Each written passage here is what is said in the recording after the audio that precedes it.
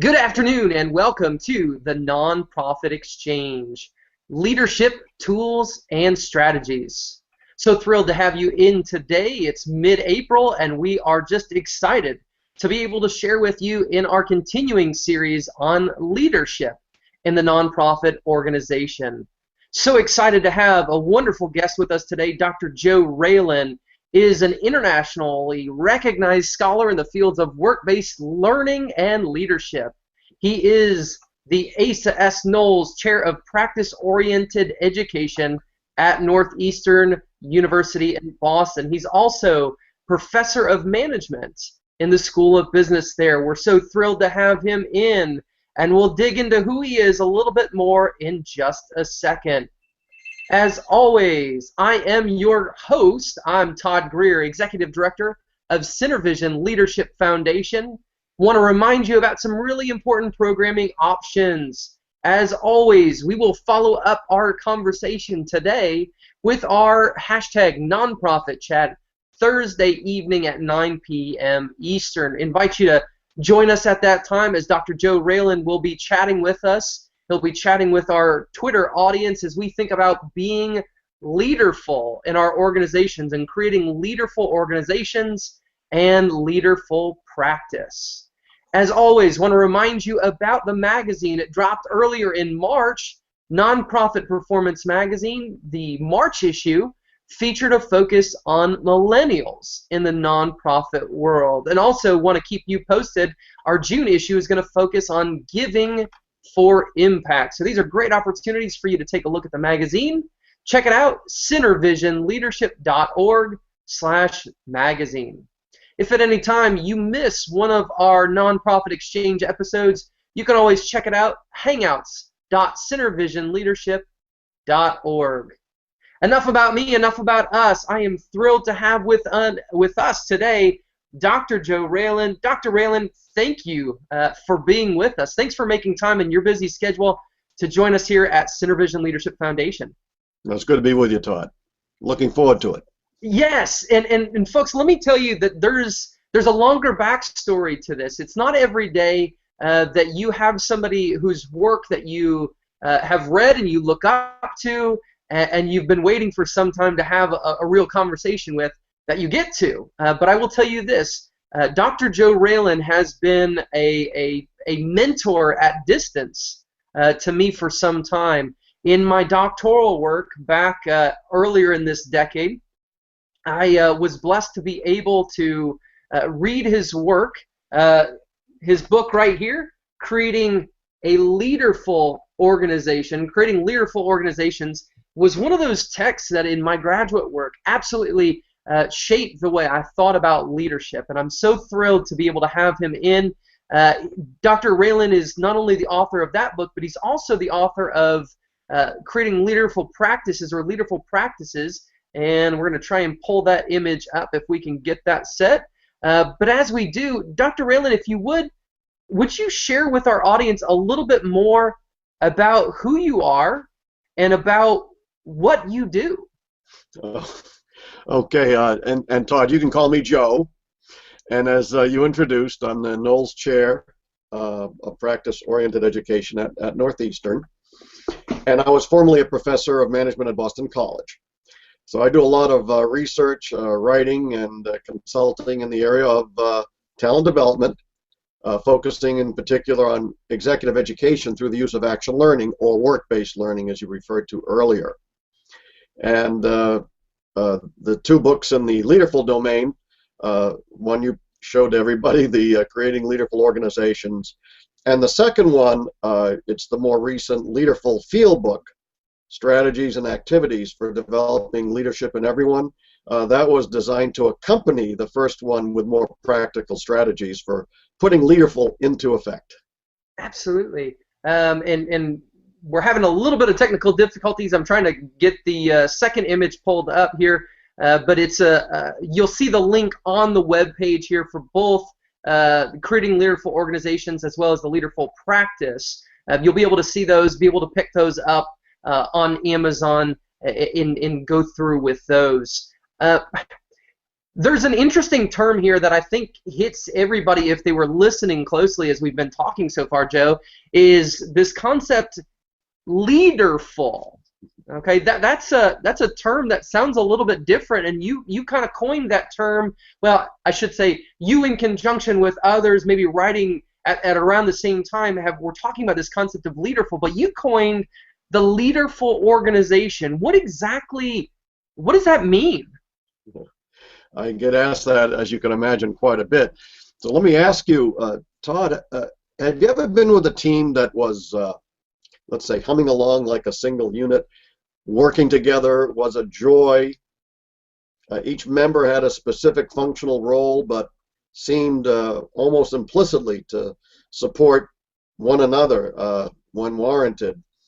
And any one of the members of the team could speak for the entire team. Yeah, I think it's probably a rare thing for most people, but I can think in my own life there have been a couple times where it's almost as if there's never a gap. There's never a gap. It's always kind of this holistic piece. Everybody's working together, and we all have ownership. Is that what you're talking about? That's right. And years ago, when I started teaching in the MBA program at BC, I asked people what would they call such a group, and this word was popular at the time. You still hear it, and the word was, Professor, it's a leaderless group. Leaderless. Mm-hmm. And needless to say, I was not very comfortable with that expression, because it's certainly not a group deprived of leadership. Sure. Right? As you were saying, everybody has this ownership. Everybody feels like they're participating in this community. I'll use the word community to just refer to a setting where people assemble to accomplish work together. So it's not leaderless, it's leaderful. Mm-hmm. Because everybody's participating, and not necessarily sequentially, one at a time. Yeah. Participating concurrently and collectively. In other words, at the same time and all together. So that's where I came up with the idea, well, let's call it leaderful. And I love the term, one, because of the image that it certainly conjures up in my mind about, wouldn't everybody love an organization that had this fullness of leadership there? One of the things that you paint in your book and you paint in your research is kind of a contrast. Would you take us through a little bit of what that contrast looks like between leaderful organizations and that typical concept of leadership? Okay. All right. Great. Well, let's check this against your own experience and the experience of the audience. So I was brought up with the idea that there are, give or take, 4 principal characteristics of, we'll call it, the conventional organization. Let's see if this matches your own experience. So the first is that we think of leadership as serial. In other words, once you achieve the office of leadership, you don't give it up during the duration of your office. That's Supreme Court idea, right? Yeah. I mean, you complete your term unless, I guess, what, you're impeached or something? There you go. Yeah. So it's serial. Secondly, we tend to be brought up thinking that it's individual, right? There's only one leader. It's a solitary role, and normally that person is designated as the authority or the position leader. The third element is that it's controlling. So the conventional leader believes it's his or her duty to direct the enterprise and engender the commitment of the members of the organization. This would be the classic Harry Truman expression. Remember, the buck stops here. Yeah. And lastly, we tend to think of the leader as dispassionate. The leader recognizes people have feelings, of course, but someone has to make the tough decisions for the enterprise in a dispassionate manner. You may not satisfy a lot of your stakeholders, but you always hear the expression, the mission of the enterprise must come first. Does that sound like the way you were brought up to thinking about leadership? Yeah, I think what's interesting is in many ways, those are the natural patterns that have been in place for a long time. And I think it's really interesting because obviously you've watched and you've seen how our concepts of leadership have changed. I remember one of the first things that I ever saw was this great man theory of leadership, which, there are very few that can be leaders, and they're very special, and they've been assigned from birth kind of concepts. And I love, as you've just kind of walked through, and we'll touch a little bit more here in just a second on leaderful practice or leaderful organizations, the concurrent, collective, collaborative, and compassionate aspect of it, because I think for most of us in organizations, it's been centralized, and it's been controlling, or at the very least it's been limiting. It's been something that people don't have access to, and we really don't have a lot of ownership of. Mm-hmm. So I think that's it's a challenging piece of framework. And I'm thinking here about that social benefit world, the nonprofit sector, whether we're talking religious, educational, charity, foundation, whatever that may be. I think this is a really challenging concept for how we rethink this. Would you, for just a moment, would you kind of step us through the pieces, the tenets of Leaderful? You talked about concurrent. What does concurrent look like, and how does that contrast? I know you mentioned the serial nature typically of leadership. Would you talk us through a little bit more of that? Yes, I call these tenets the 4 C's. Okay. Because they each begin with C, and they're designed to contrast specifically with those other criteria that I just listed in the traditional organization. Yeah. So you're right. The first one is a contrast to the serial nature of conventional leadership, and that is that leadership be concurrent. And I would say that this is clearly the most revolutionary idea, because what I'm saying here, Todd, is that there can be more than one leader operating in a team or organization at the same time. It's that last part, at the same time. So everybody is serving the organization concurrently. But I also say that leadership should be collective, right? Yes. So what this means is that leadership occurs from people interacting together. Mm. The community is not solely dependent on one individual to mobilize action and make decisions on behalf of everybody else. It's almost as if everybody is sort of like lying around waiting, for a marching order. Yes. And we know that people are, we hope anyway, that people are already in motion, right?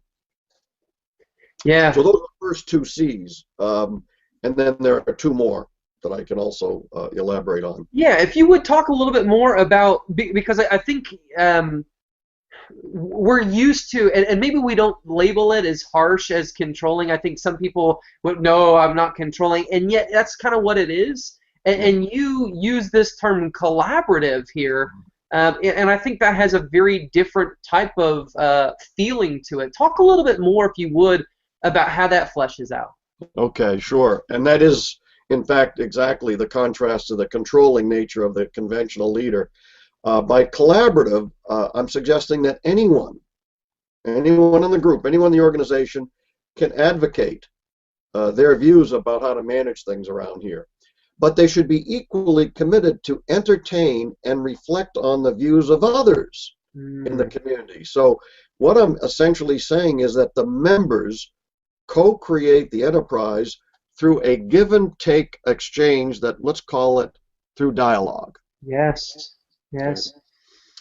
And then there's one more C, which is the contrast to the dispassionate. And I declare that leaderful managers should be compassionate. Mm-hmm. So by demonstrating compassion, you extend this unadulterated commitment to preserving the dignity of every person, everybody in the organization. It's kind of a Gandhian principle, Todd, that each member of the community is to be valued regardless of his or her background, social standing, and even certainly regardless of his or her point of view.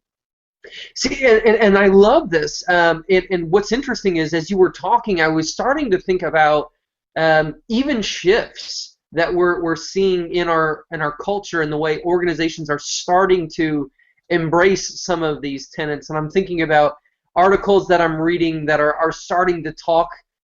They don't have the full framework here of Leaderful, but they're starting to hit on a couple of these issues. And I wonder if you would take us into a picture of what this looks like in action. Yeah. Well, let's say you were to kind of plop into a Leaderful group and observe it Yeah. in action.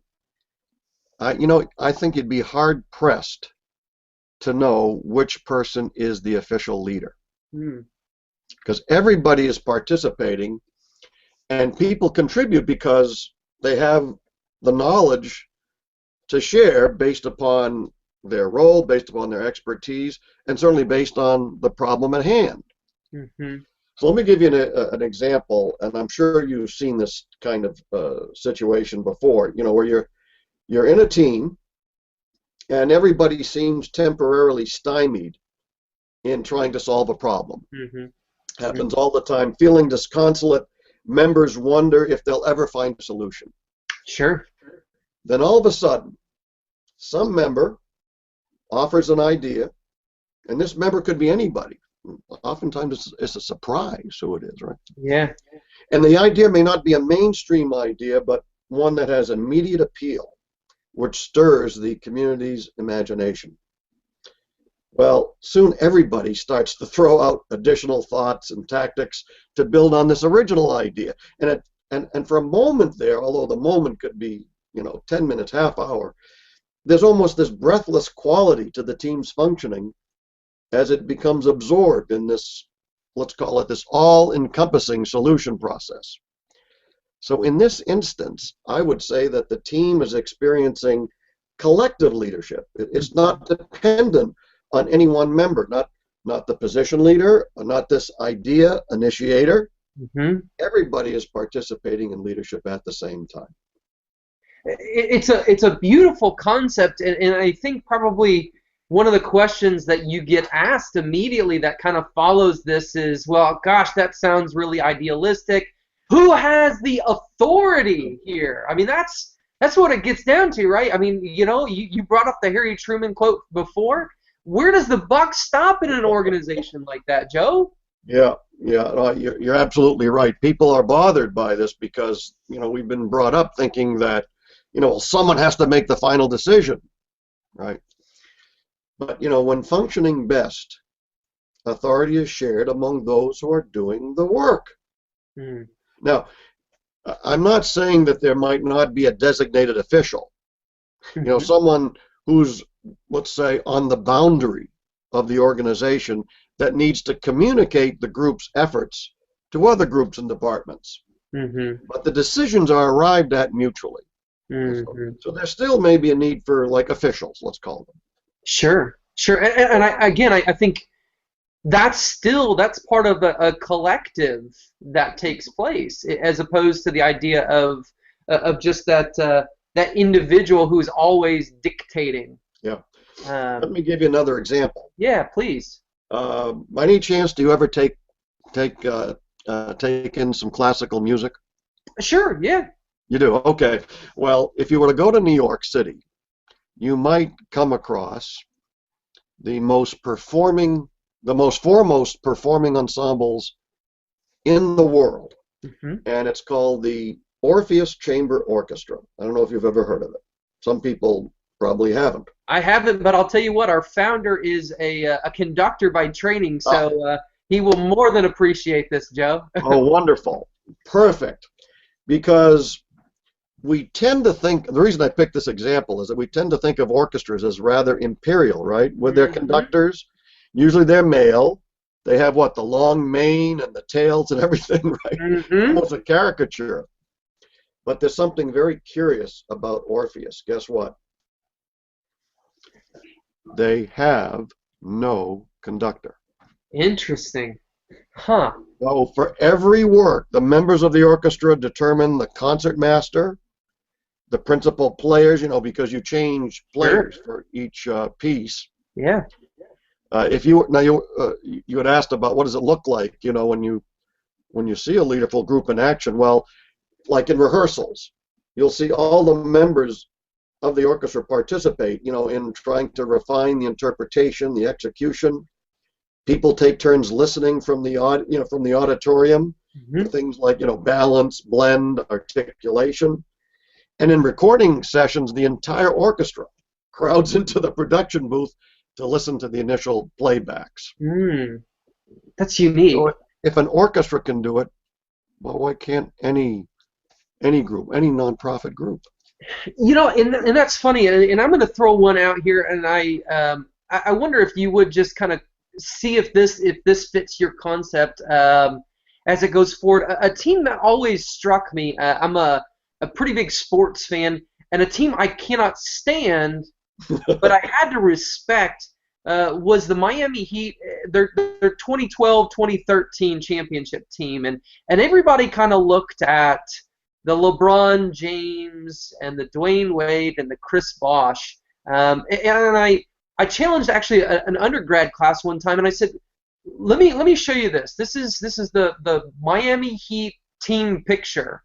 And in it, you've got the owner, you've got the general manager, who's Pat Riley. He's probably one of the greatest coaches and general managers of all time. You've got their coach, Eric Spoelstra, who's won multiple titles. And you've got these athletes who are paid so much money. And I said, who's the leader of that team? Mm. Well, everybody, it's LeBron, or it's Coach Spoelstra, or it's Mickey because he's the owner, or it's Pat Riley. And I said, what's interesting is when you start looking at that team, they all have their different leadership roles that they play, because you've got a guy like Shane Battier who was on that team. Shane Battier is one of the greatest defensive players. So when it came to defense, his leadership was taking place as they're flowing back and forth.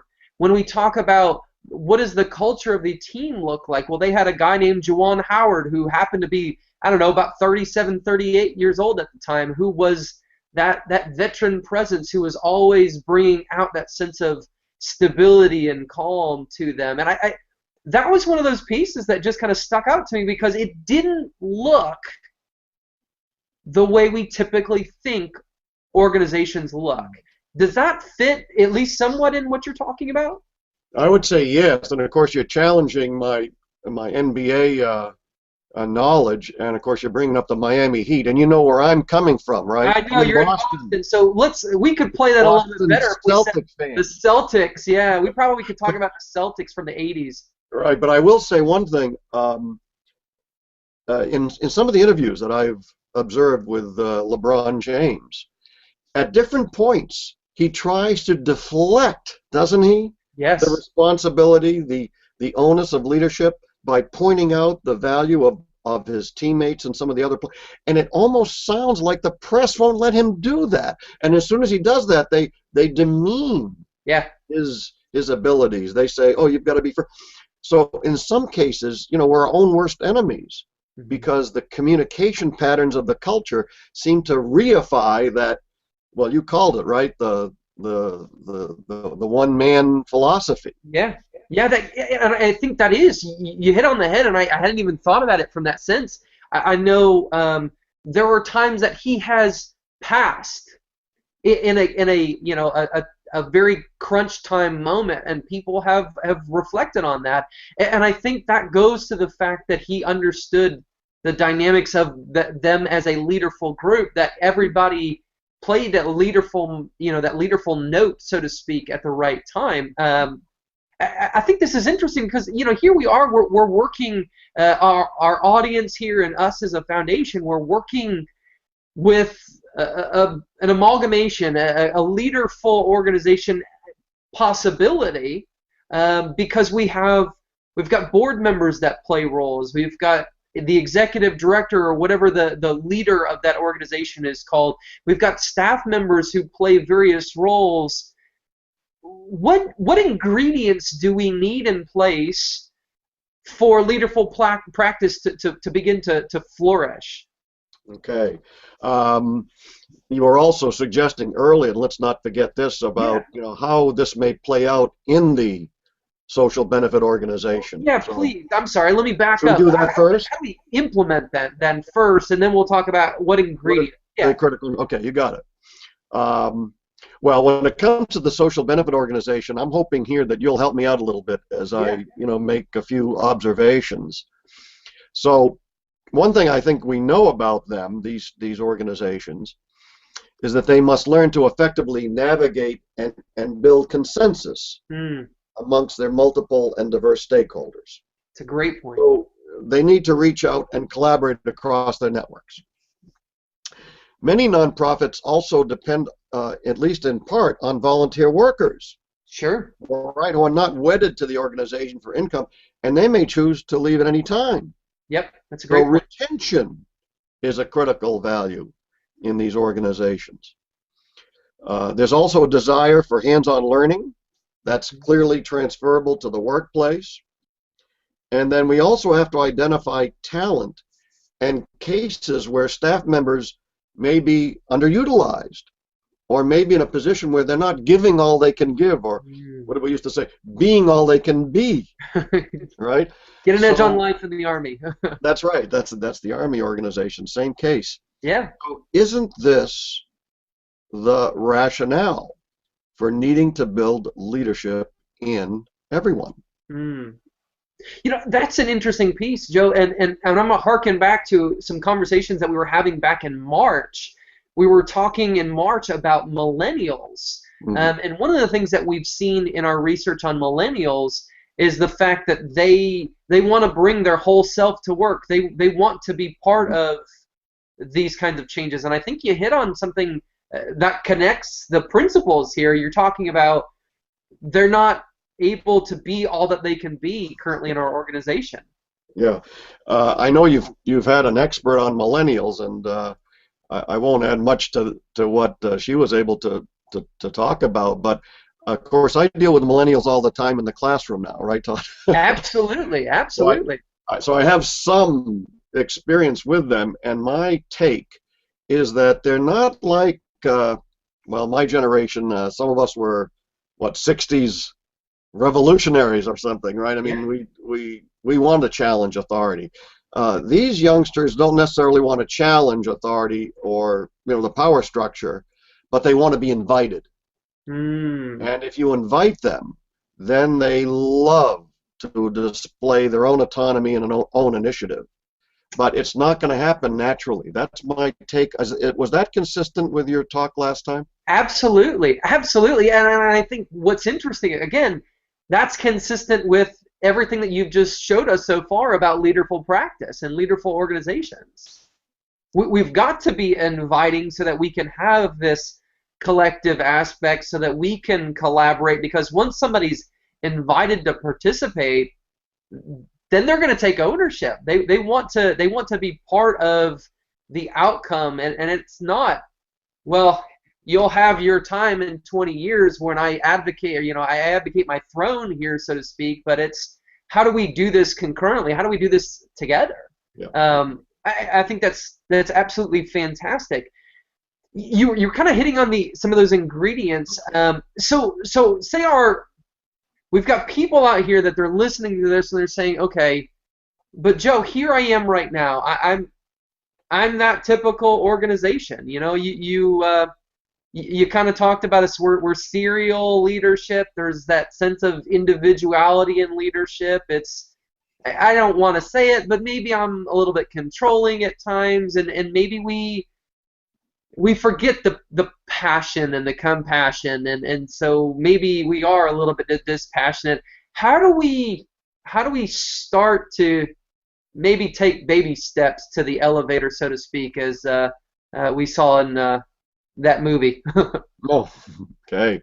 Well, so let's take that on first, and then I'm still tagging your interest in trying to isolate those critical ingredients. But first, Yeah. how do we begin? And in the field book, in the Leaderful field book, what Uh-huh. I talk about is that change has to occur across a number of levels. it would be insufficient to initiate a change only at 1 or 2 levels. I talk about 5: the individual level, interpersonal, the group, the organizational, and certainly among our social benefit organizations, the network level. So there are strategies for change towards a more leaderful practice at each of these levels. But for the moment, let me just pick one. Let's pick the group level. Okay. And using what I'll call a facilitator role, because in each case, there are agents of change. Sure. And at the group level, I'm calling the agent the facilitator. Okay. And so as a start, the facilitator might suggest to, let's say, a willing supervisor to reveal, if it's really the case, an interest in sharing leadership to his or her entire team. So during the early phases, beyond just saying, you know, I'd like you all to feel empowered, I'd like you to participate in leadership, this now we'll call him or her the facilitating supervisor, might exhibit some initial leaderful behaviors like encouraging members to take some risks and providing non-defensive feedback and valuing differences. And then over the course of time, the team might develop the necessary skills and taste for more of a collective leadership. So there are strategies like this at each of these 5 levels that I take up in the book. Now, well, go ahead. I was just going to say, a reminder to our audience, make sure you take a look at the links that are right on the web page next to this, because you need to flesh this out more fully. It's not a, hey, we're just going to throw open the floodgates and everything's going to go hogwash and crazy. Dr. Raylan, Joe Raylan has walked through this process. He lays it out in a helpful manner for you to be able to understand. So I really want to encourage you to take a look at that book. I'm sorry, Joe, for cutting you off. No, that's fine. And in fact, I think I'll bring some of this back in thinking through with you these critical ingredients. Yeah. What would they be? Let me point again to 4. So if individuals and teams are going to take on the leadership, right? First thing, they're going to need resources. It could be informational, it could be monetary, that will allow them to assume accountability for their new leaderful decision making. Second, let's add a learning component, both in skills and attitude, so that all involved will be prepared to assume some shared responsibility. I think, as you suggested, it's not a slam dunk, right? We've got to learn some of the necessary tools to be able to exert oneself in particular circumstances. Yeah. Now, the third one, let's ensure that there be a commitment, especially on the part of management, to allow this leaderful behavior to proceed without taking back control at the first misstep, because we know they're going to be missteps. So leaderful practice requires trust in the first instance. You know, it requires time to take hold. So managers and supervisors need to be truly interested in sharing power and decision making and willing to abide by the decisions of the group and community that has assumed this responsibility. I have an example of that if you want me to go back. Yeah, please. Well, let me just add the 4th, and then I can come up with an example. The 4th is simply the ingredient of readiness. Leaderful practice works best when those most ready to assume the challenge. Okay, an example of at least not taking back control, right? And I have my glasses on to read right from the Leaderful book, and in this case, I'm quoting from a former CEO of an insurance company, Hanover Insurance Company. His name was Bill O'Brien. And this is how he described this experience, exactly on the point we've been just talking about. He said, "What kept me up at night? It was when I had to deal with poor performance. I said to myself, if I'm going to do this, I'd rather take a little more time and do it too late than do it too early, Hmm. because I have a human being's life here." Finally, you get signals that tell you you've waited too long. Some of your direct reports are coming to you trying to drop hints that there are missed deadlines, a whole host of things. Well, I erred on being too late. I was late partially by design because I wanted to minimize the fear. For the most part, the fear in corporations today is very debilitating. So I wanted to keep us at a very low level of fear. I would rather have a lot of other people say, "It's about time Bill O'Brien woke up," than having people say, "Where is O'Brien going to strike next?" Hmm. Hmm. Very intriguing, huh? These are really important ingredients here, and I think it digs in so much. And let me, if I can, just step us to the next step. If somebody is saying, okay, those are the ingredients, what's the real benefit to do that in my organization? What is it going to do for us? Yeah. Yeah, I think you have to lay that out so at least people have a sense of what they're striving for. Well, Absolutely. certainly a leaderful organization develops the capacity to take mutual action. I mean, I start right there. It ignites the natural talent in people to contribute to the productiveness and the growth of the community. It also inspires genuineness among the members so that they can bring their whole person to work, to be who they really are. Yeah. People shouldn't have to play a role in their own organization. And as they feel more authentic, they can feel more liberated to be all they can be. Mm-hmm. And finally, a leaderful practice elevates the value of trust in the organization.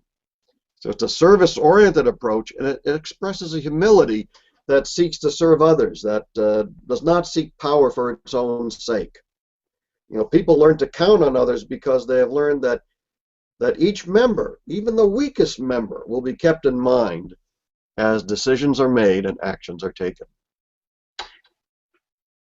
I'm trying to think of an organization that doesn't desire those things. Yeah. I'm coming up blank. So I think, again, here we are. If we lay out the benefits and we say, hey, you want mutual action, you want genuineness, you want trust, you want a greater sense of humility in your organization, then here's how you start that journey. Here's how you lay that out. Mm. So we hear the benefits. Really, what issues are there? What are the typical issues, and how does leaderful practice challenge those typical issues? Because I think ultimately, if we can wrap this up in a bow for folks and we say, look, it's easy, or it's simple, but it's not easy. It's simple, but it's not easy, okay? But there's some real advantages to this, and this is how it deals with our typical challenges. What would be that connecting point between the leaderful practice and the typical issues in organizations, Joe? Okay, wonderful question. Because I really think it comes down to what are the essential values of the organization. Whether it be the founder of the organization or the succession of chief executive officers that have come ever since, the whole management team. What do they stand for? What are their values? And I think I can contrast maybe again this conventional approach with the more leaderful approach in terms of the values. And we've talked about some of them, but let me see if I can summarize. First, the traditional organization focuses on what? The individual leader, right? That an organization is made up of a series of individual leaders. Mm-hmm. And what we've been talking about is collective leadership, that everybody can serve as a leader, and leadership ensues from the interaction among people. So we don't have to isolate individual leaders, individual followers. I think that's an ancient kind of personalistic ethic. Secondly, when it comes to development, we all like to talk about, leadership development.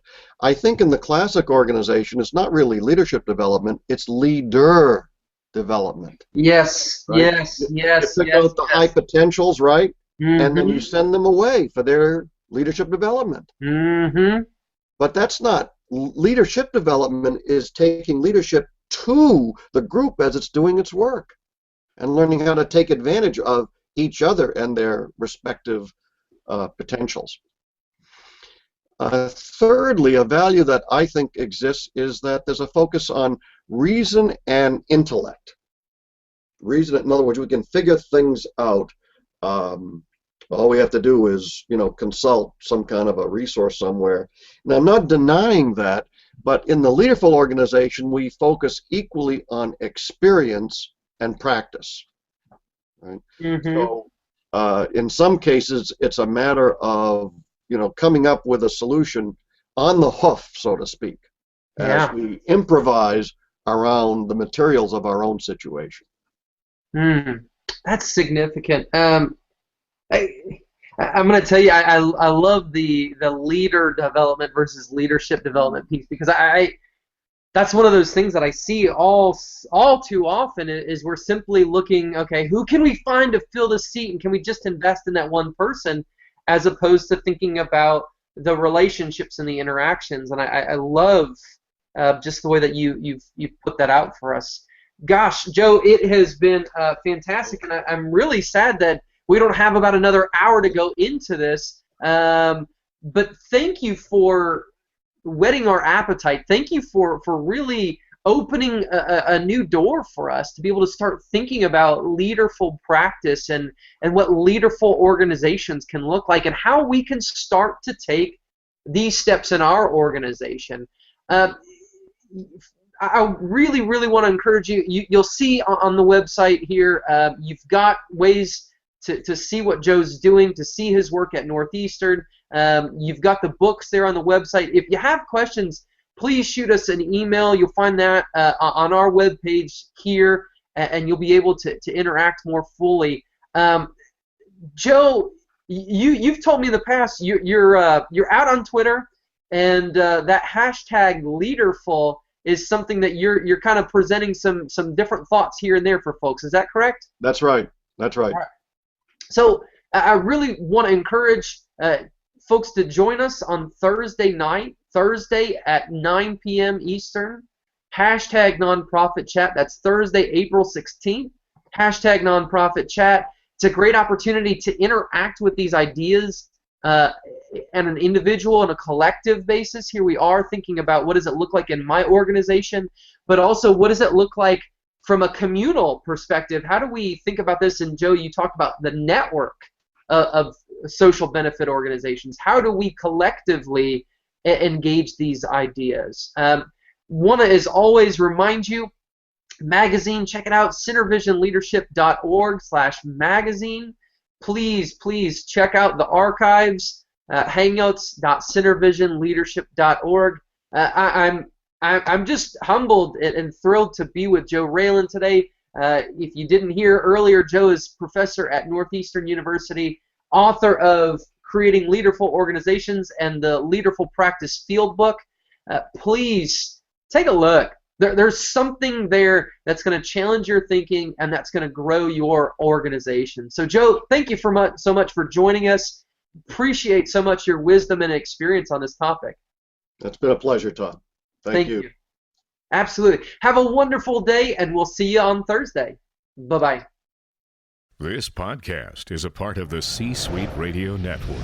For more top business podcasts, visit c-suiteradio.com.